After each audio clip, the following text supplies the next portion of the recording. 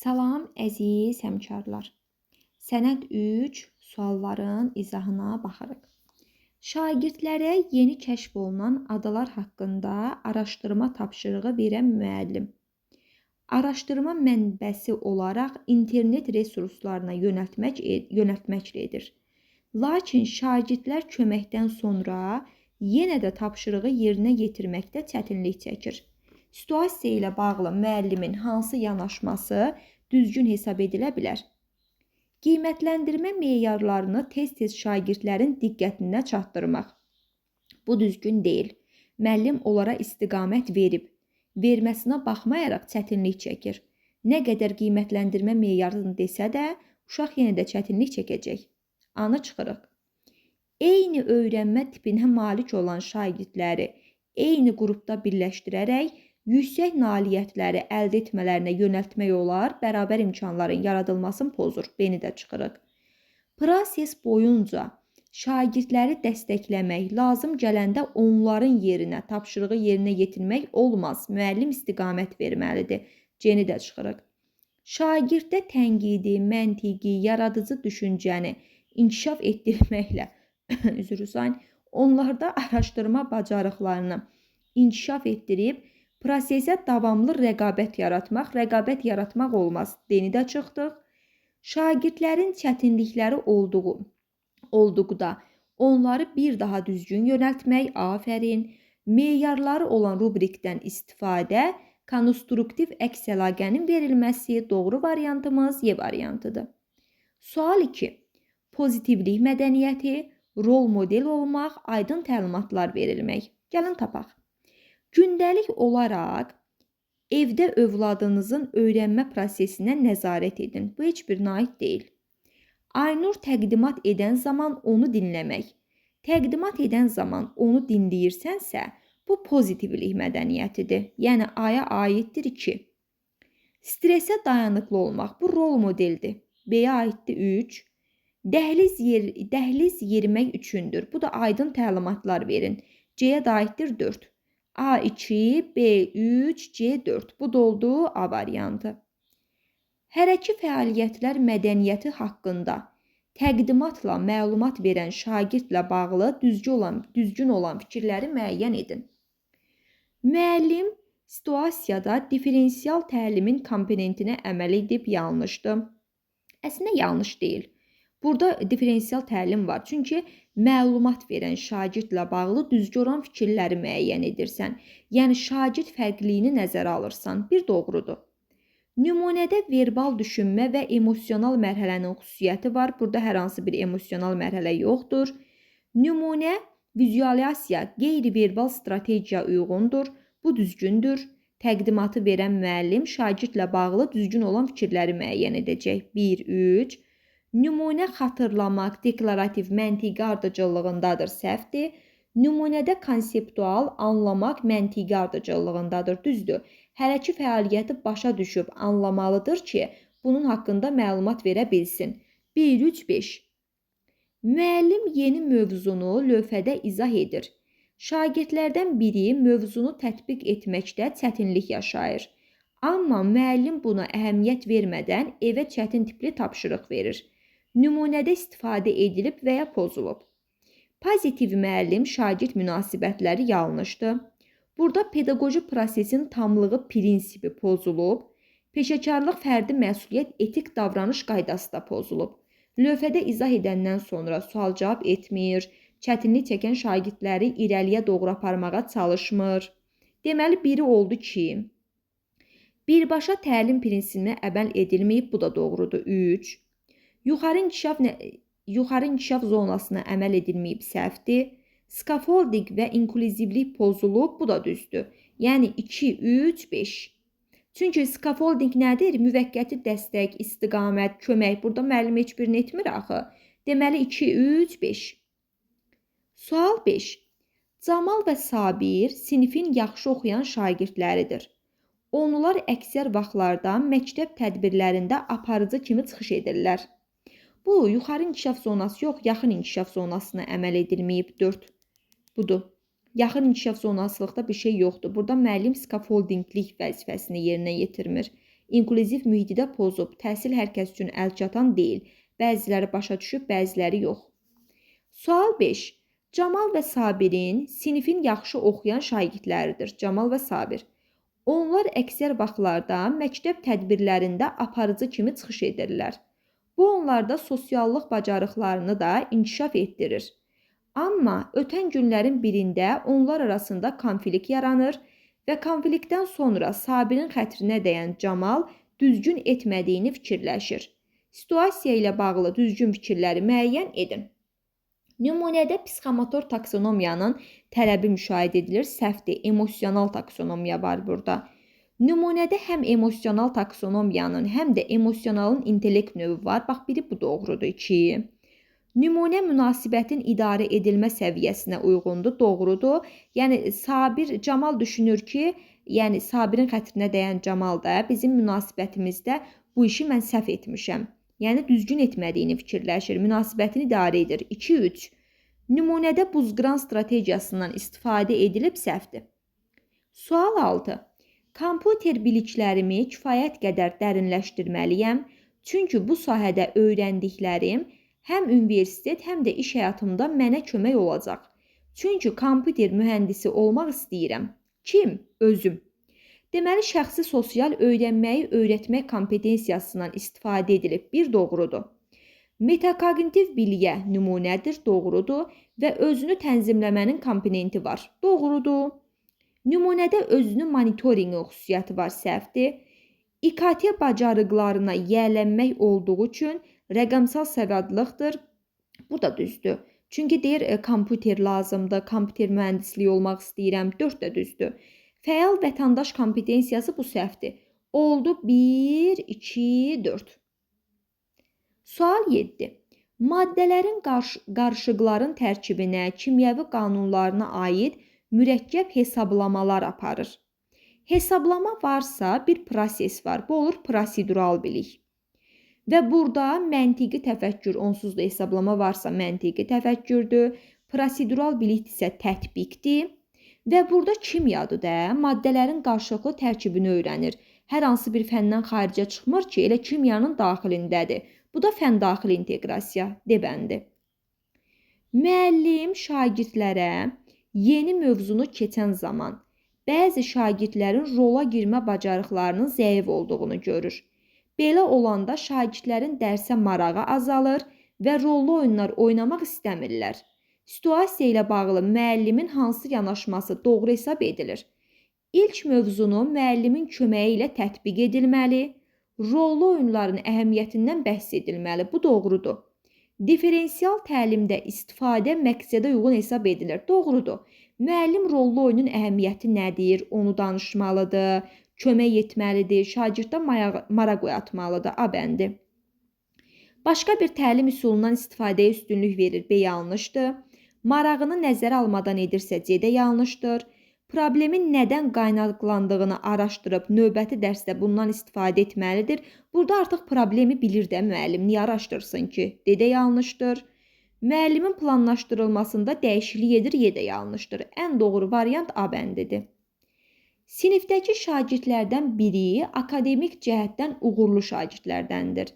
Ancaq son zamanlar onun diqqəti yayınır və tapşırıqları yerinə yetirməkdə çətinlik çəkir. Dərslərdə olan aktivliyi günü-gündən zəifləməyə başlayır. Müəllim şagirddə gördüyü bu negativ dəyişiklikləri göz ardı etməyə əvəzinə onları həll etmək istədiyini bildirir. Gəlin baxaq. Hansı fikir yanlışdır? O şagirddə nə qədər məhsuldar və çalışqan bir şagird olduğunu hər zaman yüksək dəyərləndirdiyini bildirib onun motivasiyasını artıra bilər. Bu doğrudur. Müəllim şagirdə son zamanlar dərsə münasibətində müşahidə etdiyi problemi necə həll edə biləcəklərini müzakirə etməyi təklif edə bilər. Bu da doğrudur. Siniflə müzakirə etmir, şagirdin özü ilə müzakirə edir deyə doğrudur. Müəllim sinifdə səmərəli mühit yaratmaqla şagirdi narahat edən problemi müəllimlə paylaşmasını təmin edə bilər. Bu da doğrudur. Müəllim şagirdin negativ davranışını müşahidə etdiyini ona biruzə vermədən fəaliyyətinə davam edərək şagirdin aktivliyini bərpa edə bilər. Bərpa edə bilmir axı. Bu şagird günü-gündən zəifləyir. Müəllim bunun səbəbini öyrənməlidir ki, görün bunun səbəbi nədir? Yanlışdır, de. Müəllim qarşılaşdığı problemin nədən qaynaqlandığını aydınlaşdırmaq aparmalıdır. Ye də doğrudur. Deməli, yanlış oldu, de. Biologiya müəllimi öyrənmə prosesini effektiv qurmaq üçün əvvəlcə mövzudakı terminlərin mənasını araşdırmağı şagirdlərə tapşırır. Şagirdlər ilk olaraq fərziyyə ilə çıxış edirlər. Nümunə ilə bağlı olan düzgün fikirləri müəyyən edin. Nümunədə birbaşa təlim modelindən istifadə olunub səhvdir. Nümunədə şagird yönümlü təlim modelindən sorğu və araşdırma əsaslı düzdür. Araşdırma aparır, sorğu-sual olunur. 2. Demokratik bir üslub yaradırıb. 3. Ön planda şagirddir. Avtoritar üslub deyil, səhvdir. Çünki araşdırmanı şagird aparır. Şagirdlər fərziyyə ilə çıxış edirlər. Ön planda şagirddir, demokratik üslubdur. 2-3. Şagird yeni dərsi müstəqil şəkildə öyrənə bilmir. Bu məqamda müəllim şagirdə mövzunu öyrənməkdə köməklik edir. Yəni bir növ, scaffoldinglik edir də köməklik. Şagirdin anlamadığını tam şəkildə izah etmir. Şagirdin başa düşməsi üçün ona yönəldici suallar verir. Bir növ öyrənməyə vasitəçi olur. Verilmiş misalda hansı pedaqoji prinsip təlim modeli sosial inkişafdır. Çünki scaffoldinglik sosial inkişafdadır. Deməli, sosial inkişafı bildik. Pedaqoji prinsipdəki pedaqoji prosesin tamlığıdır. İzah etmir anlamadığını. Onun başa düşməsi üçün yönəldici suallar verir ki, şagird özləri axtarıb tapsınlar. Və peşəkarlıq və fərdi məsuliyyətli müəllimdir. Bir də birbaşa təlimdən istifadə edir. Mövzunu öyrənməkdə kömək edir. Sonra sual-cavab edir, baxır ki, tam başa düşməyib, yönəldici suallar verir, vasitəçi rolunu oynayır. Bu da olur birbaşa təlim. Deməli, sosial inkişaf, pedaqoji prosesin tamlığı, peşəkarlıq və fərdi məsuliyyət birbaşa təlim C variantı. Hərəki fəaliyyəti əxlaqi və etik normalar çərçivəsində qurur. Qurur varsa bir proses var, prosedural bilik. Əxlaq normalarını bilir, qurur. Tətbiq edir. Tətbiq etmək mərhələsi məntiqi təfəkkür C bəndi. Layihə işi zamanı vəzifə bölgüsünü etmək və müəyyən edilmiş tarixdə məhsulu təqdim etməklə komanda işi nümayiş etdirdiniz. Bununla belə təşkilati işləri asanlaşdırmaq üçün müntəzam qeydiyyatlar aparıb plan üzrə hesabatlılığı təmin etməyə diqqət yetirin. Müəllimin məqsədi ilə bağlı hansı fikir yanlışdır?